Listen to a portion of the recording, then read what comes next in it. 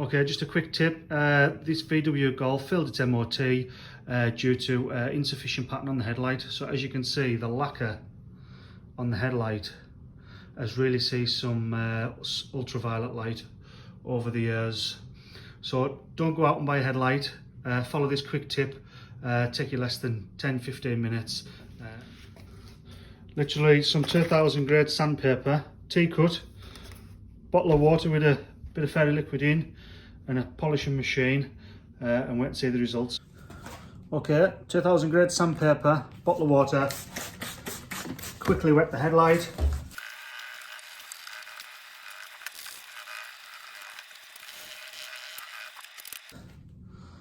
Bit of T-cut on a cloth.